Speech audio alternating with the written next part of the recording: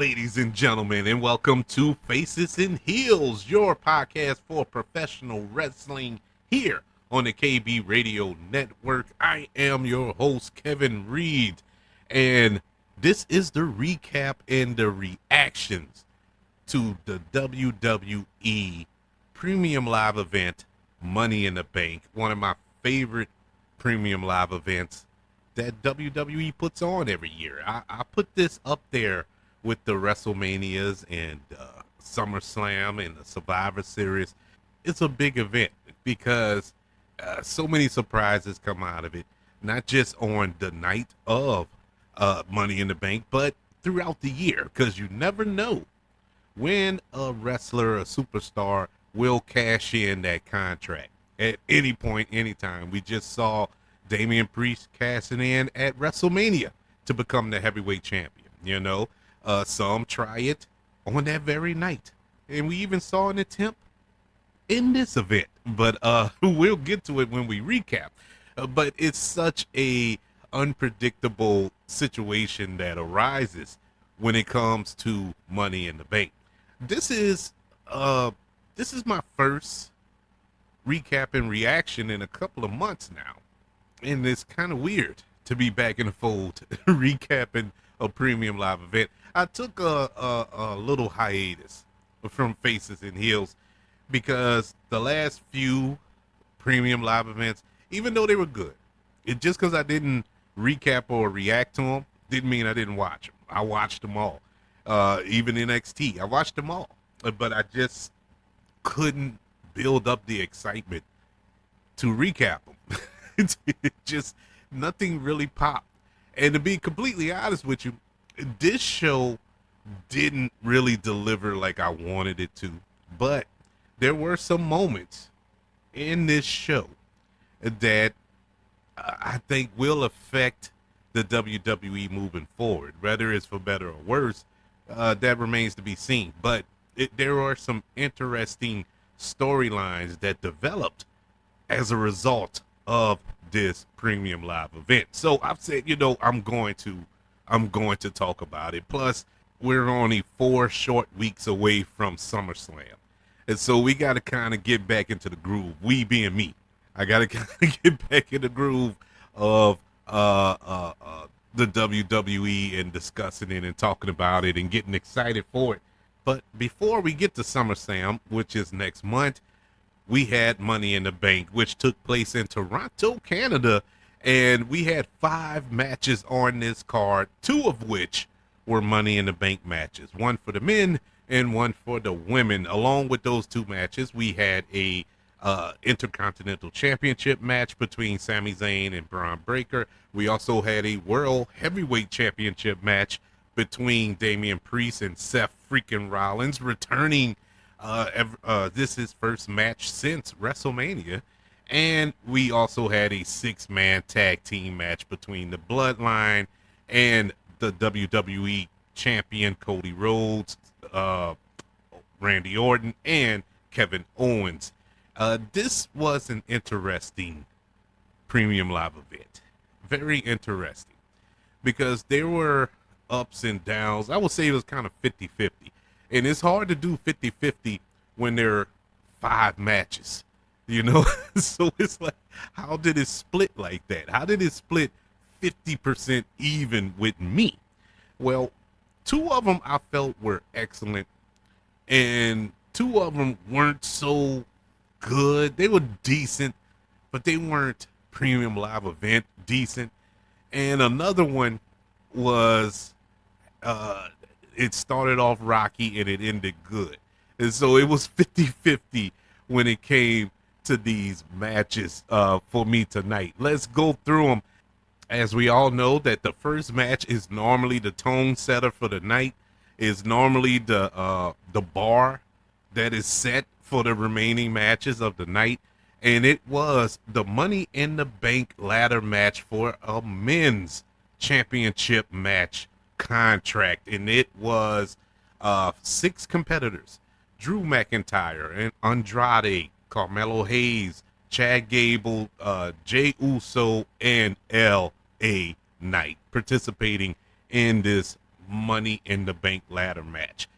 This was an odd pairing. These six superstars in this match. And it didn't really hit me until the match started when they were all in the ring. And I'm like, man, these are so there's so much contrast of styles here. You know, that you have the high flyers, you know, you have Jey Uso, Carmelo Hayes. They're high flyers. To a degree, Andrade. You know, Andrade can get down or get up if it need be. You had LA Knight, who's more of a, you know, ground and pound guy. You had Chad Gable, who's, you know, Kurt Angle 2.0. And you have a big guy in Drew McIntyre. You know, it's weird. You know, it was like a gumbo pot. And I'm not saying all this as a knock. I thought that was interesting. So when the match started and I looked at these six men in the ring, I'm like, man, how is this match going to jail? Will there be a flow to this match, or will it be a lot of botches in this match because of all of the size differentials, the style differentials? Not so much. This was a decent match. The chaos started as soon as the bell rung. Everybody was getting their shot in.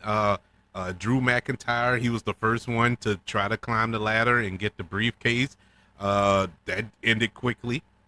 Didn't work out too well for him. But we got our big spots. Normally, the big spots, you know, involving the ladders and whatnot, it takes about 5 minutes into the match, maybe even 10 minutes into the match before we start getting those big dives off of ladders and getting hit by ladders and jumping off of a ladder onto another ladder. You know, it takes a minute for that to build up in traditional Money in the Bank matches or in a ladder match period, to be honest with you.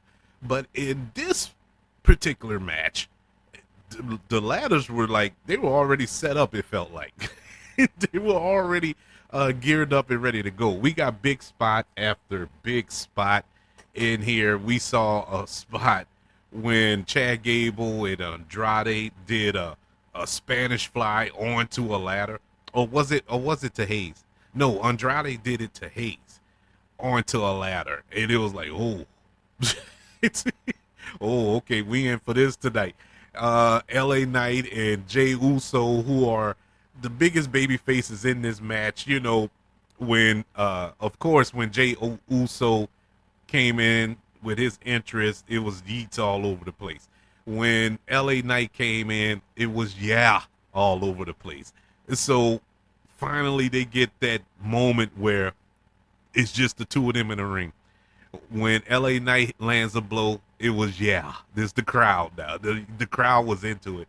When Jey Uso returns a blow, yeet, then it was then it was yeet, then it was then it was perfect. It was perfect. They played the moment perfectly. Both of these men are over. Just I can't even quantify how largely over these two individuals are. To say that neither one of them has a belt or in contention for a belt or a title, however you want to label it, but they're over. They're the two biggest over people in the company. Cody Rhodes, everybody loves him. Everybody sings along to his song and all that. Not as over as LA Knight and Jey Uso. Same thing with Seth Rollins. Seth Rollins come out, everybody sings the song. You know, yes, the song is over, but Seth Rollins isn't as over as these two men here. I just found that interesting. I felt that was perfect to put them both in the match, you know, without them losing steam. I don't think they can lose steam. This is a freight train that has been churning down the track since they just shot off, you know, since Jay left the bloodline, since LA Knight dropped that male modeling thing that Vince McMahon was trying to give them. They've been on a trajectory to the stratosphere, and they don't even need a title to do so. That is awesome. Um, Other big spots to note in this match, we got the sunset flip power bomb uh, on Hayes by Andrade. I don't know what it was with Andrade and Hayes. Maybe they building up a rivalry to go forward, but there were some big spots. Being power bomb onto a ladder was pretty brutal. Chad Gable launching LA Knight out of the ring onto another ladder. That was awesome. Um, it was impressive to see everybody get a moment. All six men had a moment, and it flowed.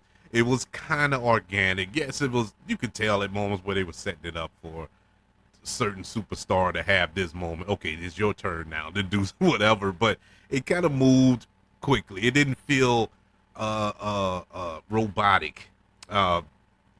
For lack of a better term. But I thought there were some exciting spots, some really good storytelling. The only thing that I would say I was missing from this match, even though it didn't need it, because if it would have happened, it would have kind of ruined it and overshadowed what all took place in the match. But the inclusion of Chad Gable, and we have this storyline going on with Chad Gable and the Wyatt Six. It would have been interesting to see the Wyatt Six show up to antagonize Chad Gable, because they hinted to it. Because Chad Gable, he was looking around, he's nervous, are they going to show up and all this here? So they kind of hinted to it, but nothing else came of it.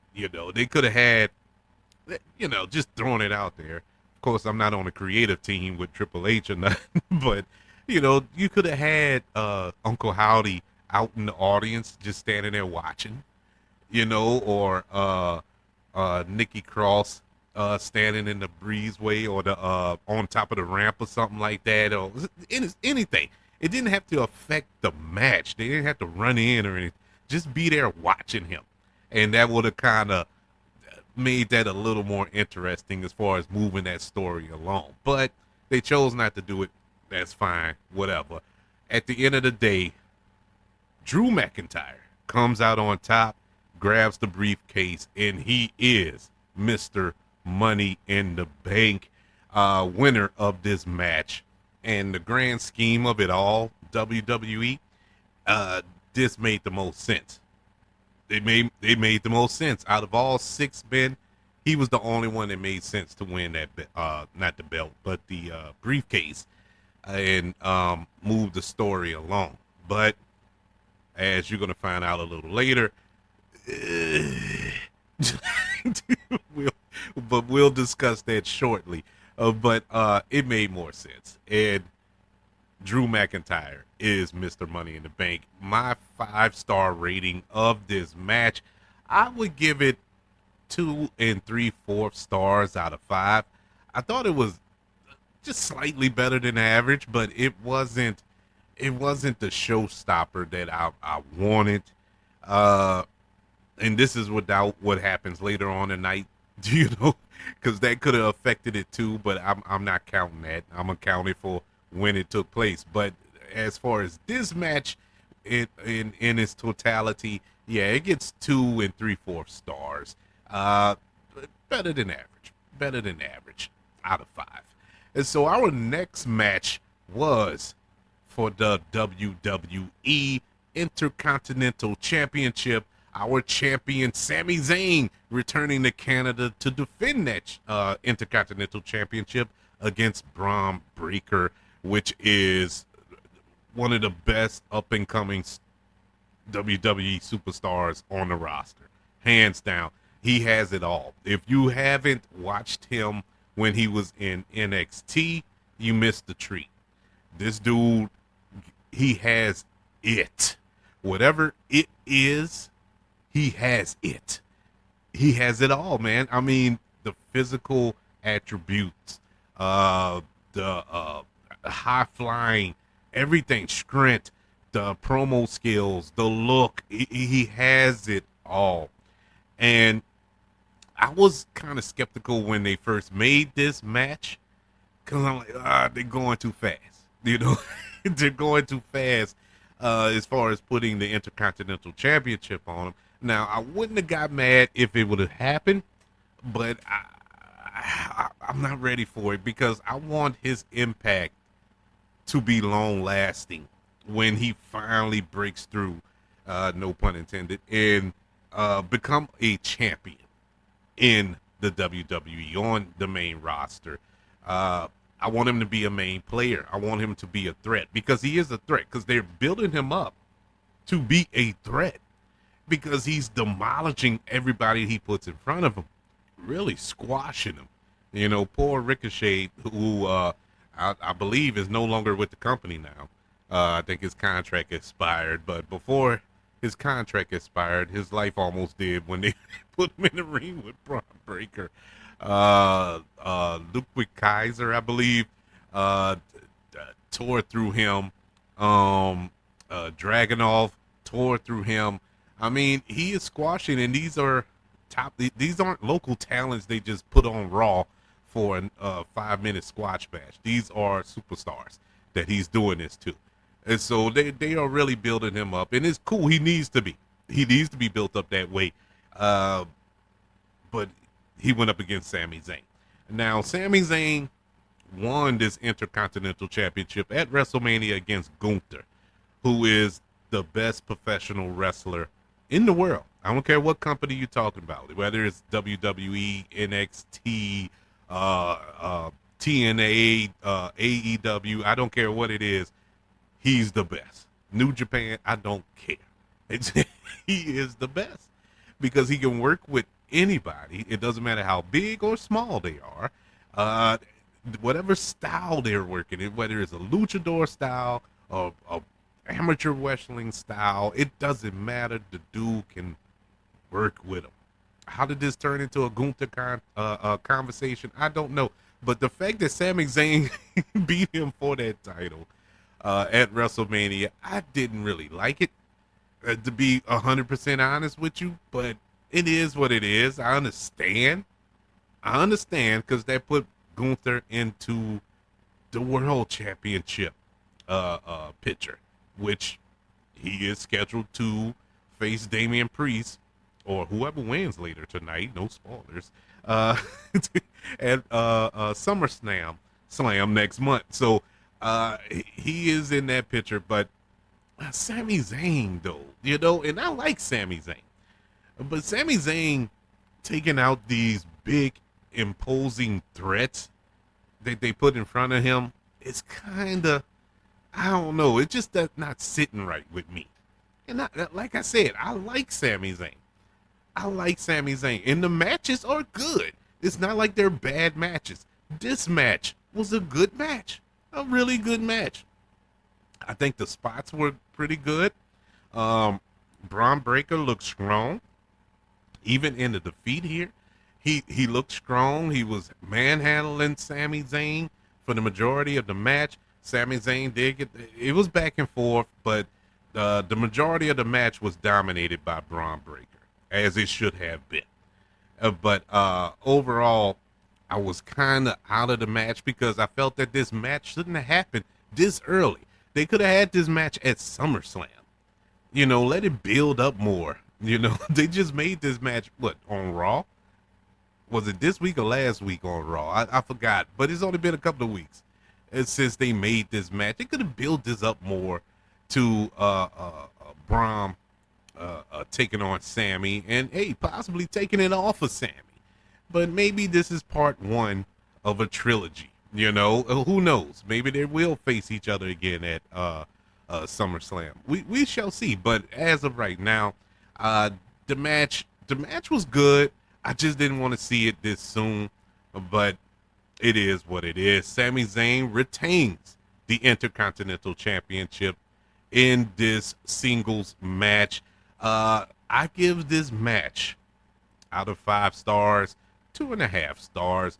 It was a decent match, average match, nothing that'll shake the pillars of heaven. You know, it really felt like a main event Raw match. It felt like something we could have saw on Monday night. It didn't feel like a premium live event match, but that's just my humble opinion. Next up on the card was it was a surprise, and it wasn't a match. It was an appearance from John Cena. Yes, John Cena came out to make an announcement. And this moment of the show, I'm going to be 100% honest with you before we move forward. I always liked John Cena.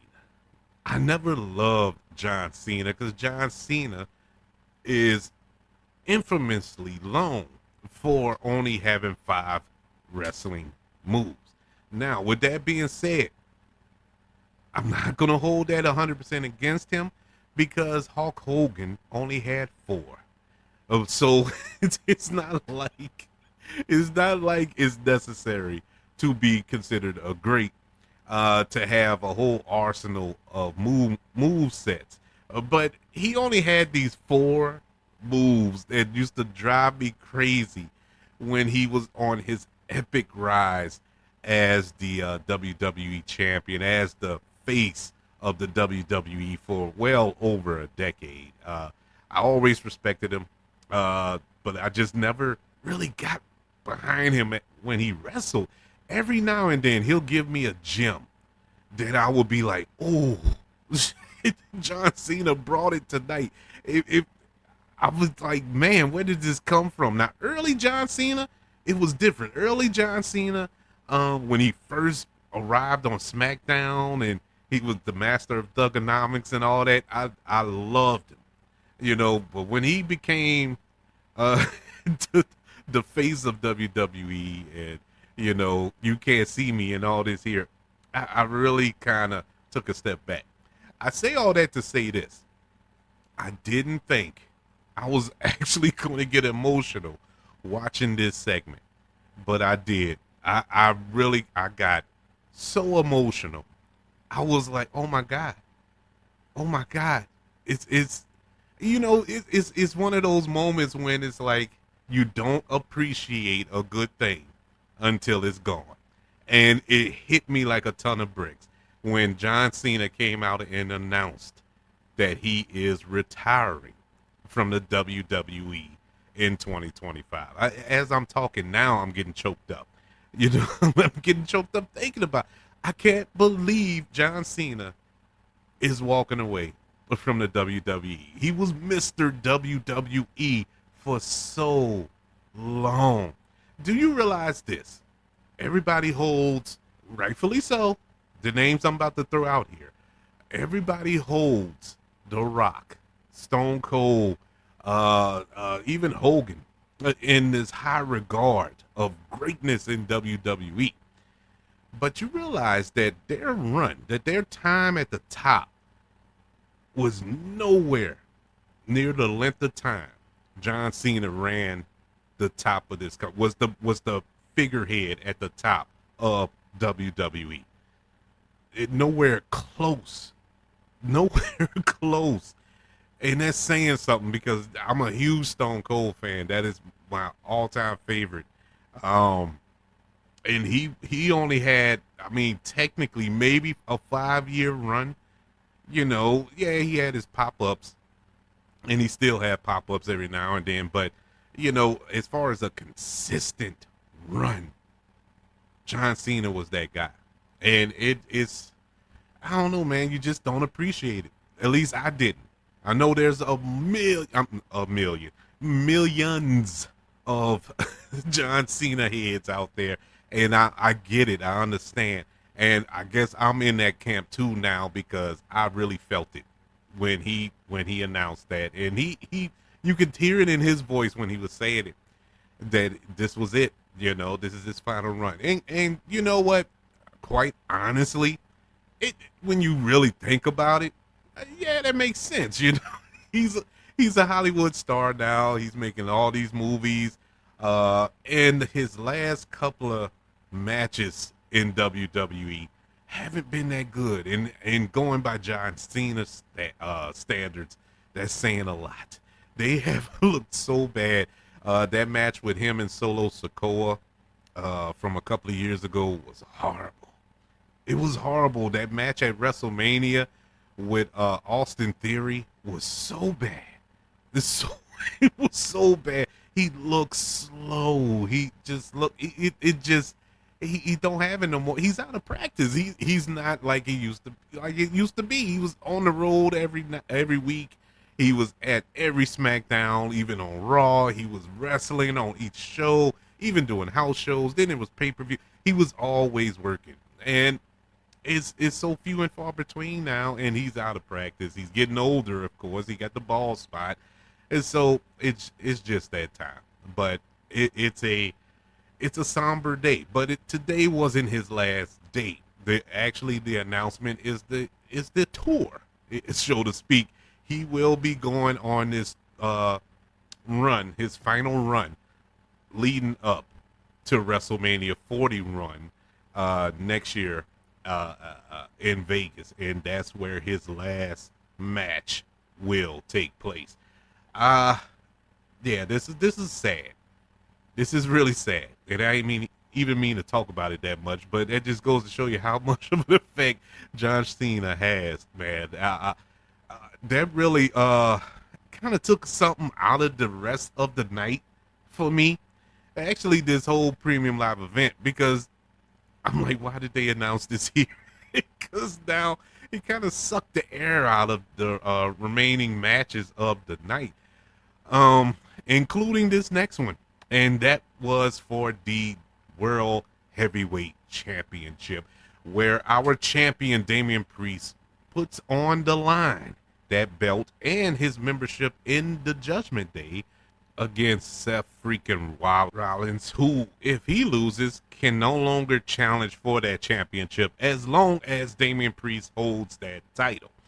And so this was a match that I wasn't really excited about. To be honest with you, it was zero hype for it, zero emotional build up for it for me. They tried, but it didn't really move the needle for me. And when the match started, well, actually right before the match started, I mentally checked out of it. I'm going to be 100% honest with you. I mentally checked out of it. Because once Seth Rollins took his shirt off, and I ain't body shaming nobody, because if I was to take my shirt off, it will look 10 times worse than that. But he took his shirt off, and I can't even get it out. He just did not look in shape. He looked pudgy. Now granted, he's been hurt. He's been injured. Had surgery. I understand that. It's completely understandable. But my question is this. When I looked at that, no disrespect, when I looked at him, I was like, I don't think he's ready to come back. I don't think he was ready to come back. And they kind of rushed it. And I felt like that when he came back on Raw a couple of weeks ago. Like, man, he's back already? It's kind of quick. I mean, he had surgery. Now, granted, it wasn't open heart surgery, but he had surgery nonetheless a couple of months ago. So the match starts. They had a little sense of urgency there. The match was moving kind of quick. And I was like, oh, yeah, they trying to get this over with. They're really trying to get this match over with. They're not locking up, building up or nothing. They was big strikes. Nothing slowed down. Now, in normal circumstances, I'm like, oh, man, this is nice. High-powered, and they trying power bombs, and they're trying their finishers in the first 5 seconds of the match and all this. I'm like, okay, this is exciting, but no, it just didn't have that same feel. It didn't have the grudge match appeal of it for it to be like that, first and foremost. But yeah, it started off kind of rough, and it ended even rougher. As the match went on, we get the big spots. You get Damian Priest throughout the match, continually to look at the top of the stage to see if somebody's coming, because he told Finn Balor, don't come out. No matter what, don't come out. Even if Drew McIntyre tries to cash in and blah, blah, blah. Leave it alone. And you get this stare from Finn Balor after Damian Priest walks off. it was a disdained look and statement. You're like, yeah, okay, boss. You know, a little scuffle. You know, they're like, who you think you are? You know what I'm saying? You know, you're not the boss of me. Yeah, that type of thing. And so you have that, but nothing came of that later on in the night. Now, we get an awesome spot. We got an awesome spot with Seth Rollins doing the suplex off the top rope, I should say, about to flip and roll into the Falcon Arrow, but Damian Priest blocks it. And then Seth Rollins blocks his attempt to do it and gets him in the Falcon Arrow. Now, this is where, from this point on, as much as the match wasn't its best, it was still watchable. It was still pretty decent overall. This is where it went completely off the rails. Seth Rollins puts Damian Priest into the Falcon Arrow, hits him with it. Damian Priest laid out like a gingerbread man. The cover, 1, 2. The referee jumps up and says 2. Damian Priest didn't move. I mean, he didn't. I don't even think he blinked. It was no reason. Why did you do that? And to make matters even worse, you botched that. What made matters even worse, here comes Damian Priest. I mean, here comes Drew McIntyre with the briefcase. If you was going to do that, just count the 3. I don't know what the ref was doing there. I don't know. Somebody missed the mark. Something happened. I think he was supposed to count, and the music was supposed to hit. That's my thoughts, and stop the count. But that didn't happen. The music didn't hit until maybe about 10 seconds later, because Seth Rollins is like, "What are you doing?" He was like, "What are you doing?" All right, Drew McIntyre comes in, cashes in his newly won Money in the Bank contract, makes it a triple threat match. After Damian Priest and Seth Rollins have been beating up each other, they're spent, they're hurting, and the referee makes the announcement, the bell rings, McIntyre goes for the Claymore on Rollins to take the title, but Priest comes out and clotheslines him. McIntyre gets the upper hand on Priest, and just then, you knew it was coming. CM Punk emerges and unleashes holy hell onto Drew McIntyre after the assault a couple of weeks ago on SmackDown when Drew McIntyre just beat CM Punk within an inch of his life. And so he's beating him. CM Punk is beating him, hitting him with chairs, choking him with cables, hitting him with the title. And he knocked Drew McIntyre into Damian Priest, who delivered the South of Heaven, covers Drew McIntyre 1, 2, 3. And so Drew McIntyre wasted his Money in the Bank contract. And now, okay, fine. Once again, I didn't have a problem with that particular route. I had a problem with it happening now. Why is Drew McIntyre the victim of all this vitriol? Now, I know that this is the basics of the CM Punk beef. You know, CM Punk is going to cost him every time. That's his goal. You know, that's what he's there for. No matter what, he's going to cost Drew. All right. And eventually, we're going to have this come to Jesus with CM Punk and Seth freaking Rollins.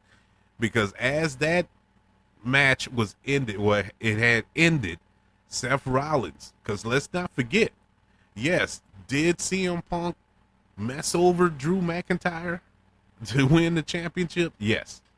But quote unquote indirectly, he also messed over Seth Rollins. So there's that. And let's not forget, those seeds were planted the first night CM Punk returned at Survivor Series in Chicago, and Seth Rollins had to be held back because he hates CM Punk's guts. Um, so all of that transpired, and we had it again where he cost Seth Rollins the championship along with Drew. So that's where I have a kind of a like, what? Okay, so where are we going with this? Because initially that was supposed to be the rivalry going forward anyway, Seth Rollins and CM Punk. But the Drew McIntyre of it all happened organically, and it is perfect. I love it, man, because it's brought out a different Drew McIntyre that I love, even though he's getting kicked in the ding ding every time he has a match now because of CM Punk. It can't really take it seriously because you know CM Punk is going to mess it up. But I just don't know where they're going with this, you know, because there's too many irons on the fire here. You know, it's too much going on when you add Seth Rollins into the fray.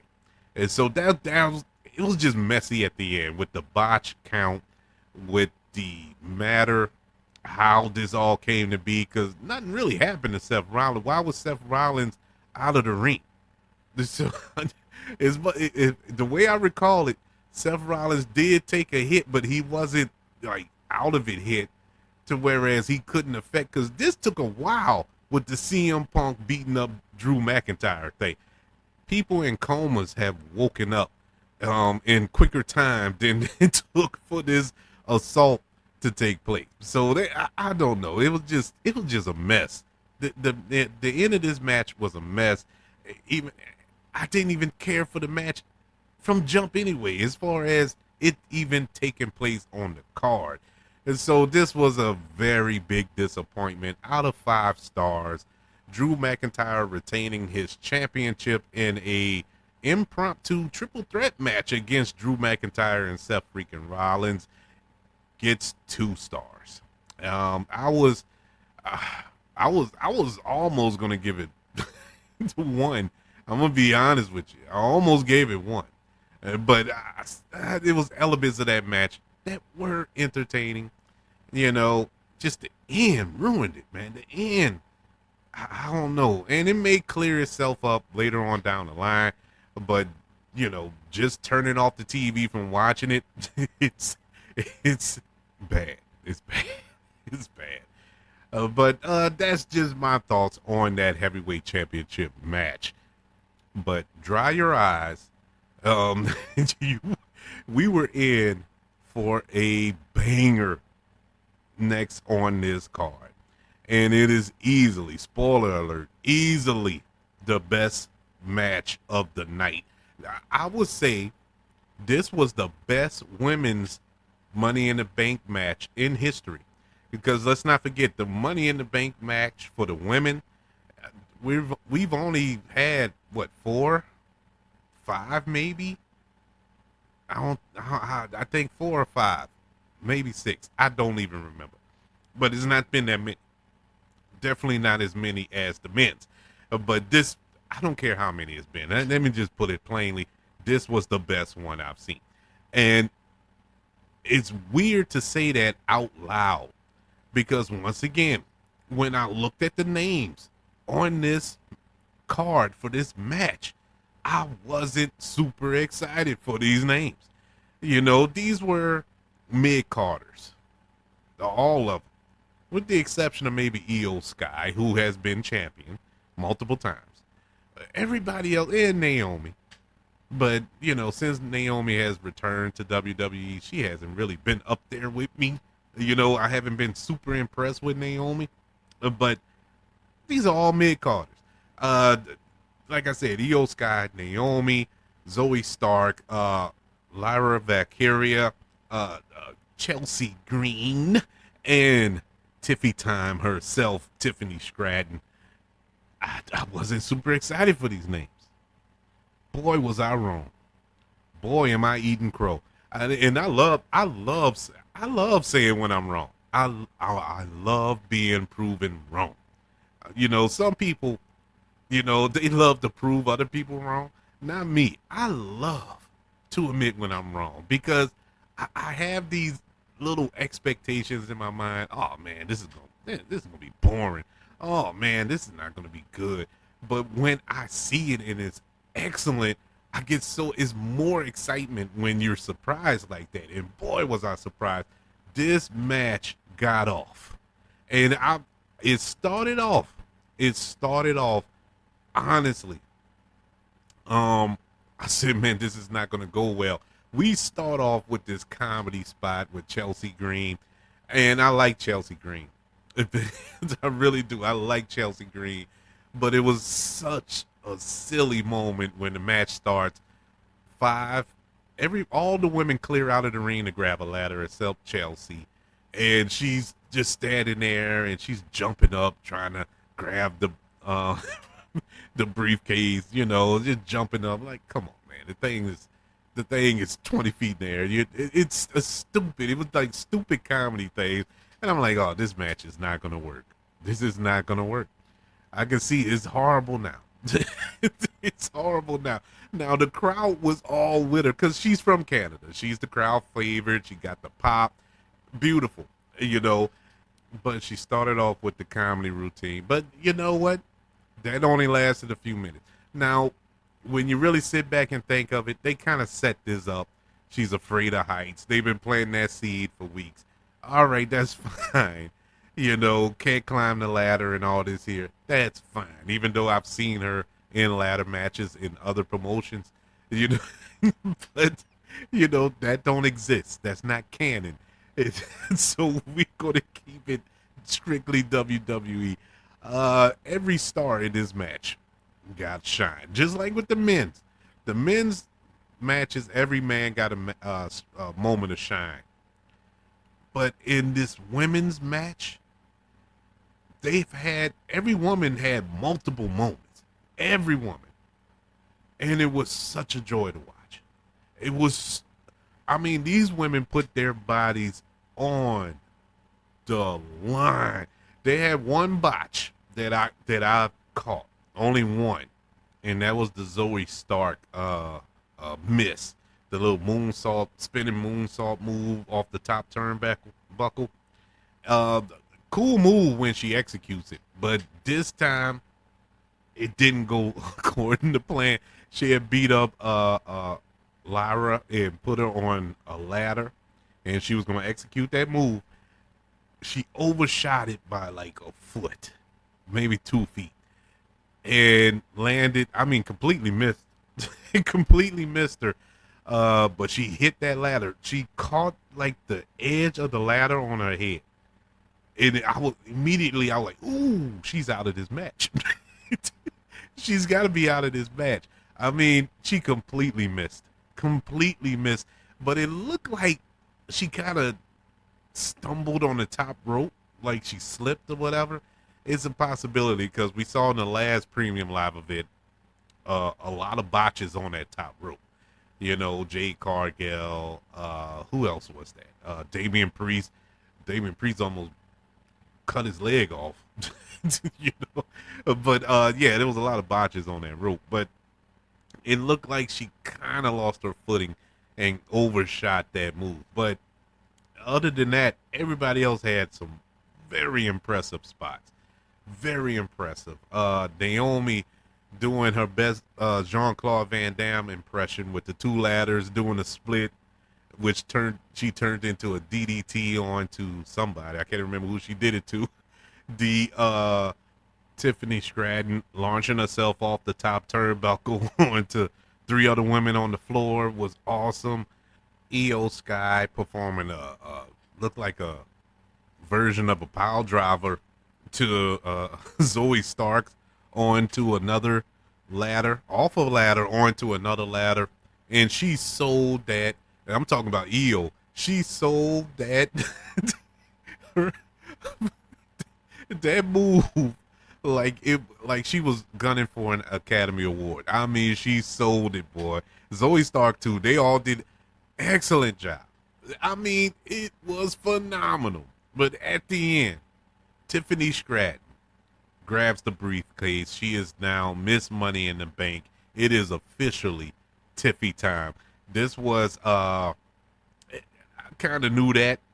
There was no shock there as far as who would win. I had a feeling it would be Tiffany Stratton because they've been pushing her. They strapped a rocket to her back ever since she got called up from NXT, and rightfully so. She is awesome, but she is vastly talented on the mic, in the ring. It doesn't matter. She is awesome. So how long will she hold on to that briefcase? I don't know.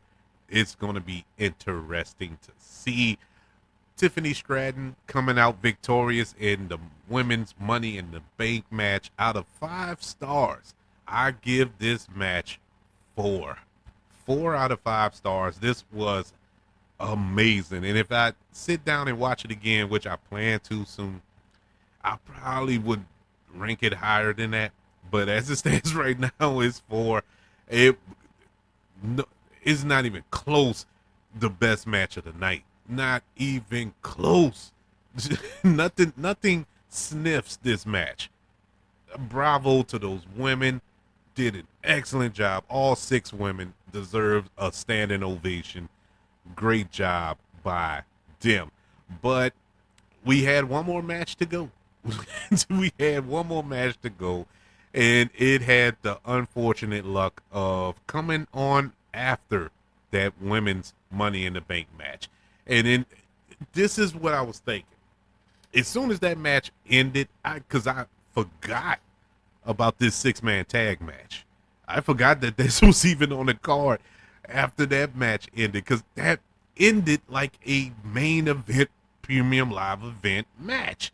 And so I was like, okay, that's that. And then he announced about the 6-man tag match. I was like, oh yeah, that's right. And that's a match that involves the Bloodline. It involves the champion, Cody Rhodes. And I'm like, oh man, this is they can't deliver. It's nothing they can do to outdo this match. It's something like that match at WrestleMania a few years back with Hogan and The Rock. The match that came after that, it didn't live up. And it wasn't that it was a bad match. I think that was the match with Triple H and Jericho for the championship. It wasn't a bad match. It just came on after that match. You know, the crowd was dead after all of that, you know, because all the adrenaline was wasted on that match. Well, I shouldn't say wasted, but you get where I'm coming from. That happened before with The Undertaker. Was it the Shawn Michaels? Yes, it was not the one that ended Shawn Michaels' career, but the year before that, when they put on a 5-star classic. That was a classic match. And once again, Triple H, I think, had to come in. Triple H always coming after a classic match at WrestleMania. Yeah, it wasn't that good. Same thing happened here. And I don't mean to compare it to WrestleMania matches, but that's the only thing that could pop in my head that I could compare it to. This match was all right. It just, I wasn't excited for this because once again, I like the Bloodline. It's not the Bloodline that we know and love, you know, with Roman Reigns as the tribal chief. But midway through the match, something clicked. Like, this isn't supposed to be the Bloodline that Roman Reigns was the tribal chief of, because this isn't that Bloodline. There's no pieces of that Bloodline that is here. You know, the Usos aren't in it. Paul Heyman, they powerbomb through a table. You know, there's no pieces there other than Solo, but Solo is the head of it now. And this is the Bloodline 2.0, if you want to call it that. You have Jacob Fatu, you have the Tonga brothers, you know, and from what I understand, more are coming. More is supposed to be coming. And so it took the middle of the match for it to finally click to me, you know, to finally register that, you know, you're looking for something that's not there. So just enjoy what is there. And, you know, I'm like, you know what? You're right. whatever voice that is in my head telling me that. You're right. And that's what happened in this match. It started off like it was. It wasn't exciting. It was really boring. The first 10 minutes of this match were boring. To the point I almost turned it off. I was very close to turning off this match. And then, like I said, in the middle of the match, it clicked. It's something clicked in the ring. And they started to kind of pick up the pace. The chemistry was a little better. It flowed a little better. And then the chaos just ran out of control. Got exciting, got fun. And I really enjoyed it at the end. I loved when matches get out of control, when the ref gets knocked out. It's been a while since we've seen refs take bumps, in the WWE, and all hell break loose. And I really enjoyed that, because when it comes to the bloodline and these feuds, that's what you need. You can't have traditional, by the book matches, a heed to the rule matches when it comes to the bloodline. You got to have matches like this, and that's where they shine. That's where their bread is buttered. So that's why this match is a yin and a yang. It starts off and then it ends with a pop. And in the end, the bloodline wins. Not only wins, but you have Solo Sikoa pinning the WWE champion Cody Rhodes. So where is this heading? I can't get his name out. Solo going for the championship now. Is that what in store for Cody Rhodes? We shall see. Now, it's going to be hard. It's going to be hard for me to believe that Solo would take that belt off of Cody, but stranger things have happened. Now, is this a match that they're setting up for SummerSlam? Are we looking for the return of Roman Reigns soon? With Solo proclaiming to be head of the table and whatnot, and with Paul Heyman being jettisoned from the bloodline and all this here. Will there be bloodline versus bloodline down the line? Will Roman recruit the Usos back to his side and get Paul Heyman back and get some other pieces to challenge this young blood of the bloodline? Because let's not forget, in case you weren't paying attention or you didn't see it announced, in October, WWE will have a premium live event coming from Atlanta, and the name of that is Bad Blood. That's an old school deep cut pay-per-view from back in the day, Bad Blood, and it returns in October. Now, is there any significance to that premium live event being named Bad Blood? Will it be bloodline versus bloodline? Will there be a championship within the bloodline? We don't know. We shall see. But yeah, that was the match. That 6-man tag team match, it was what it was. Out of 5 stars, I'll give it 2.5, and that's a very generous 2.5. The last 5 or 10 minutes of that match saved it, but it was a chore to get to those last few minutes of the match. But yeah, it was average. Overall, this premium live event, aside from the women's Money in the Bank match, every other match I could have watched on Raw or SmackDown. It didn't feel premium live event to me. It wasn't a big event feel. But hey, that's just me. I don't know. I was looking for something more from this premium live event. Unfortunately, I didn't get it. But it was entertaining. It was watchable. All the matches were decent. None of the matches were bad. Even the main event, the 6-man tag, it was slow, but it wasn't bad. You know, it got exciting. Um, it just, I don't know, nothing really moved the needle. You know, aside from the women's Money in the Bank ladder match. But that's just my thoughts.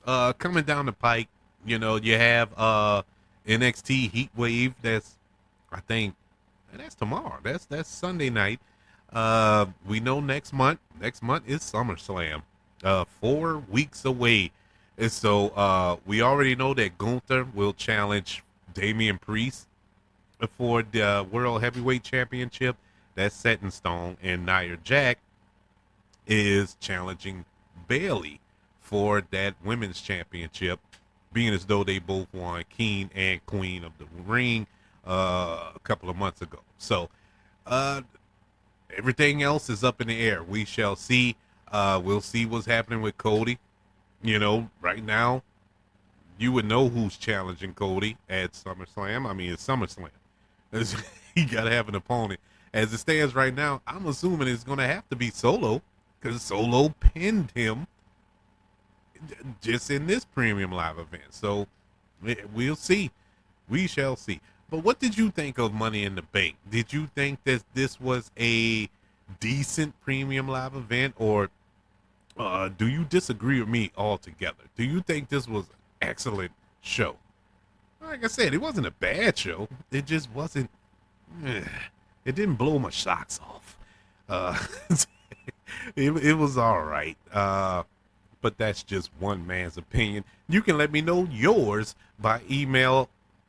Our email is kbradiopodcast@gmail.com. You can also search for this show on all social media platforms. Just search for the KB Radio Network. Also, everybody, don't forget about YouTube. Subscribe to the KB Radio Network channel and like this video if you don't mind. Don't forget about the 5 stars, the reviews, and sharing this show if you're listening on Apple Podcasts, Spotify, iHeartRadio, wherever you are currently listening to Faces in Heels right here on the KB Radio Network. Everybody, thank you for joining me for this recap and reaction to WWE's Money in the Bank. Can't wait to speak to you next month when we recap and react to SummerSlam. Until then, y'all be good, be blessed, and peace out.